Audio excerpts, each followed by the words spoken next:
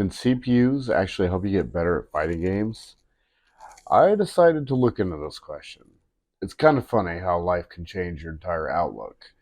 What caused me to evolve ended up being my family life, job, and poor internet connection in my new house. I had once heard that Tekken Master, when he was first playing Injustice 2, he was mostly playing against the computer, and he was a top player. And I always thought it was so weird. But then years later, I came back to it with these situations, and I decided it was time to see what I could do. But first, I wanted to kind of go over some common misconceptions that I see. I see a lot of people, and they are frustrated and they say, all the computer does is read my inputs. And yeah, at times they do read inputs, but it's not every time you interact. If you pay attention, sometimes they'll actually fall for it. If they're looking at your patterns, they'll fall for delays, quick pokes, quite a bit of different things. They have algorithms, of course, and things they do at different ranges, and they kind of mix it up just to kind of keep it fresh. But most of the time, when you get good enough, you actually can start reading the computer. And I proved that with Dead or Alive. Uh, the next common mix, and I'll kind of talk about this a little more later. CPUs are too hard. I hear that a lot too. And on the contrary, CPUs are usually either very, very easy to an annoying degree, and then they just feel ridiculously difficult because the immersion of it not being at your level when you're fighting, going from nothing to more than something, like there's no real good ramp up. And I see a lot of games, no matter what they are, fall into this category, especially when you're first learning a game. So I completely see why. In theory, though, this is difficult to program because normal mode is really laughable, and then hard feels vastly different. Like Injustice or Soul Calibur, it really does feel like it can ramp up quite a bit. Uh, and then, like for example, Dead or Alive, my main has like a trillion mix-ups. So in Dead or Alive 6, I just don't tend to lose the computer. But in 5, in 100 matches, I can win 80 and lose 20, where I just wouldn't lose at all in 6. So skill ceiling, mechanics, and how you comprehend a game can vastly change the idea on something. But when you get pretty good at a game, you will notice the CPU gets easy, but it's because you're starting to notice patterns a lot. And CPUs only have so many actual patterns that are built in. That's why it's so neat when you can find new ways to make them do more, which is what I'm always looking for. So I also hear CPUs are a waste of time. I'd rather fight a player. And actually, this is a shared sentiment by a lot of people. And I used to share the sentiment. To actually learn, though, I need experience, and any form is better than none. And that is what I decided. And Dead or Alive, as a perfect example, you are in a lobby system, you got to wait in line, the load times are slow. And I remember, especially in Dead or Alive 4, would be crowded in those lobbies like crazy, and 2 Ultimate. And I just felt like I could never play. Even now, when I play with my buddies today, we'll get in this huge lobby where it's only one person we can fight, and there's 6 people in there. So what? I got to wait a half an hour to fight if I lose. But if you win, you got a bunch of awesome opponents over and over and over. So the best people tend to get all the experience. So what I found is that for me to be able to catch up and be exposed, because not all formats online or lobbies are the same, or even offline, that CPUs are an instant rematch, an instant just new opponent. Like you can really rack them up, and that is a big deal. So what have I learned playing against so many CPUs? This is going to sound a little weird, but I actually look forward to battling the CPU now. It's going to be my standard from here on out, just to get to certain thresholds of skill level. Something that hinders a lot of players I see is the famous phrase matchup experience. And I've heard I don't have a matchup experience for a multitude of folks about how no one plays a character online or a local, but there's endless CPUs that can at least get you to understand some of the matchup. So I put it in test and DOA, and I'm comfortable in a lot of matchups because I played against CPUs a ridiculous amount. No waiting time, no lag, no lobby, just the matchups. So learn the opposing move list, fight, and test things. Things become easier a little bit at a time until it feels like the fight can actually be easy. So when we do it, we get too good at a matchup. I do recommend to actually use weaker characters because then you won't have the same tools to instantly beat the characters, and you can find new defensive options, and it makes just training feel more natural. So we all know players have setups and unique ideas and better combos for a character, but you can learn some things, and wouldn't that be better than a full unknown? This goes beyond competitive play, in my opinion. But don't you want to beat a boss or play your favorite game and not hate that you can't win or cheese it out with, just beat it with your own ability? Like Alpha 152 in Dead or Alive, I thought that was such a frustrating uh, character to fight, or Tengu. And sure enough, now those characters, I know all their move lists, so they're nothing to me. So, but that's only because I took the time to learn what they could do. Now that they're playable characters, it helps a lot. And in a lot of games like Soul Calibur, Tekken, you can play some of the bosses and learn that stuff. So, if you can take the time, you can really kick butt. So, are some CPUs or bots better than others? The short way is, yeah, definitely some are weaker than others. Each fighting game uses different ideas to make something better or worse. So, Tekken 5 and 6 have bots, and Soul Calibur, Broken Destiny, and 5 have bots. They're super unique. They have their own built in patterns that make it feel more like a human player. Now, of course, there's exploits, and depending on how you play, you can just completely destroy them. But it does add a cool element to the overall idea of battles and CPUs being stuck doing one simple thing or only the best thing in that moment, or whatever the case is. So, amiibos in Super Smash can actually learn move habits. They can't learn combos. They have their whatever built-in combos at whatever their level is, but still, amiibos are there and they can learn quite a bit of interesting things. I just wish they would take away the damage multiplier. You don't need it if you're trying to actually build something different. So I don't really get that part, but it is what it is. Because actually, amiibos can't combo properly, and they could probably do better in certain situations if you would just not allow the absurdity of that. So keep that in mind, Super Smash, please.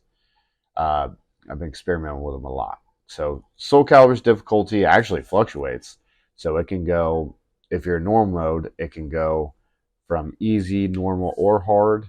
And if you're on hard, it can go normal, hard, or very hard throughout the fight, which is kind of neat because players aren't always on top of their game either. Uh, you still see the stand around, not blocking thing every once in a while, but still, it is interesting and kind of fun. Makes things a little more realistic. Virtua Fighter 4 Evo and 5 also have bots, and Final Showdown has special built-in bots with their own patterns as well to model that same idea of the unique patterns. 4 allows you to actually just straight up train your own bot, and yeah, it can be tedious. You got to use replays, you got to use training mode, you got to teach them, but it can make a you can actually teach them like full blown combos and everything. So I love that idea. If we could like make like a chart pattern to just put in and just put for like this weight class, do this, you could end up making awesome training partners. Because I want the highest level of difficulty personally. And I know a lot of top players would like that. Uh, for example, Injustice 2. Injustice 2 has pretty decent combos. They're actually better than a lot of the AI I see, but it's not the most optimal. So if you could get punished the most optimal or get thrown in reset situations, it would help you recognize situations that are super unique and that would be really fun as well. Now, I do have to say that Killer Instinct has Shadows, which are supposed to be the best version anyone's come up with as far as actual building of habits defensively, offensively. It has like this brain chart, all this really neat stuff. I do have it. I haven't been able to experiment with it enough to give you guys a good amount of data on it, but in the future, I'm going to do that. So look out for that. Dead or Alive Dimensions actually in the Street Pass would use your patterns as well with your main character and when it would send out whoever your most played character was. So I thought that was neat. I wish DOA would kind of look more into that because I love you, DOA, but you have some very terrible AI and then you have some really great ones. I would love to be able to find some new challenges with Dead or Alive since the player bases on all these games are all over the place. So, speaking of which, if what would I ask developers to improve for CPUs? For one, allow the use of shutting off or lowering the usage rate of new mechanics. Or just allow us to adjust settings like Injustice so we can create new scenarios and keep fighting ideas alive. Injustice actually used uh, they had a really good idea, but it was only used to fight other AI to make, you couldn't make unique training partners, but basically they had a point system so you can make him try to zone more, you can make him try to run away more, break throws, throw more, do better combos. I thought that was really, really cool. Uh, Anti-air, all kinds of stuff. I thought that was just amazing, but it's only to fight other AI. Please allow us to use it to fight each other as well. I love the extra moves. That part was fun. Uh, but yes, please keep that in mind. As the shutting off or lowering the usage rate of the mechanics, I'm especially talking about like Dead or Alive 6 and Soul Calibur 6. They are so hindered by the usage of new mechanics that they are very, very poor at the game. Soul Calibur 6 overuses Reversal Edge and Supers. It just makes poor match quality. They're just like dumb, dumb dummies. They don't try to win in that part either. You win most of the time in the Reversal Edge scenario. It's super weird. And that I've gotten better playing 3, 4, and 5 than I ever did playing 6 with Soul Calibur. The neutral game is removed a lot because of the mechanics. And DOA 6 is kind of plagued by the same thing.